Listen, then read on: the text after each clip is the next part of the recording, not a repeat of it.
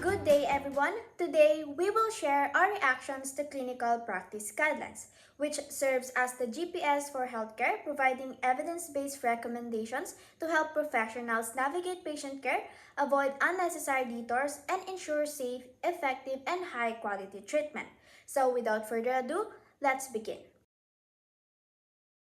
So the YouTube video titled Overview of Clinical Practice Guidelines discusses the importance of guidelines and highlights key attributes of trustworthy guidelines as defined by the Institute of Medicine.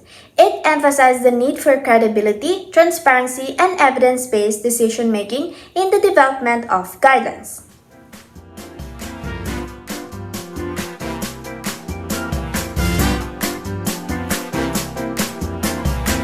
We found this video insightful because it underscores the importance of well-structured guidelines in ensuring reliable and effective decision-making. In many fields, especially healthcare and policymaking, following trustworthy guidelines can lead to better outcomes.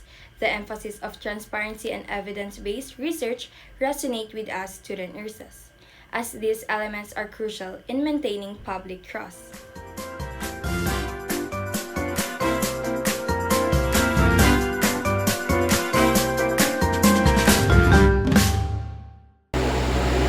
Moreover, the second video, entitled Searching for Clinical Practice Guidelines, uses systematic reviews and assesses the benefits and harms of different care options to support clinical decision-making.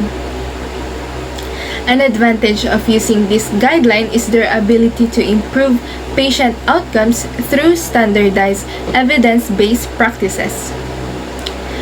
For instance, the use of databases like Ovid Medline and the TRIP database make the search process easier for nurses in accessing important guidelines quickly. Moreover, the PICO format is very helpful in making direct clinical issues, making searches objective and effective. Additionally, the video made us reflect on how guidelines impact our daily lives. Whether in medicine, education, or business, well-established guidelines help maintain consistency and reliability. We also realize that not all guidelines are created equally, and it is essential to critically assess their credibility before relying on them.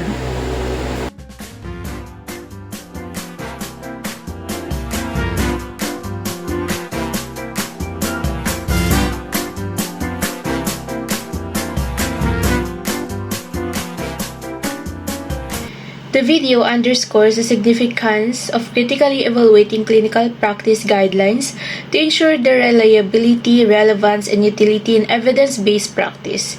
It brings attention to the necessity of examining key aspects such as publication and review dates to confirm that the guidelines are current and reflective of the latest evidence and best practices.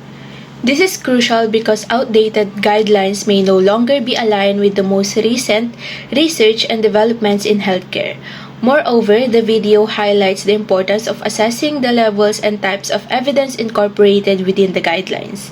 By noting the inclusion of randomized controlled trials, systematic reviews, and meta-analysis, they emphasize the value of high-quality, robust evidence in supporting clinical recommendations.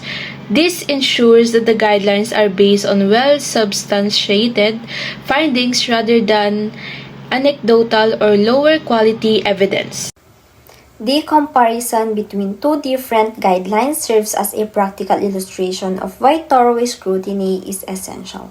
The first guideline, with its detailed references and use of high-level evidence, exemplifies a well-supported document that healthcare professionals can rely on with confidence. In contrast, the second guideline's lack of references and date raises concern about the transparency and currency of the information provided. While it may still be a quality resource, its limitations make it less ideal for demonstrating adherence to high standards of evidence-based practice. By emphasizing these points, the advocates for a discerning approach to selecting clinical practice guidelines. It encourages healthcare professionals to prioritize guidelines that are comprehensive, up-to-date, and transparent about their evidence sources. This critical evaluation process not only enhances the quality of care provided to patients but also reinforces the integrity of evidence-based practice in healthcare.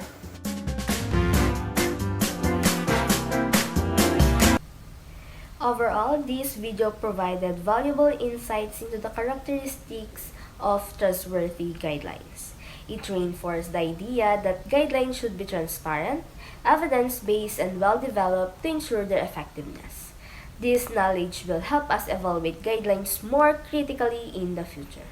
Additionally, the video effectively highlights the key considerations in evaluating clinical practice guidelines, including the importance of publication dates, evidence quality, and transparency. It serves as a valuable reminder for healthcare professionals to rigorously assess the sources they use to ensure they are delivering the highest standard of care based on the best available evidence.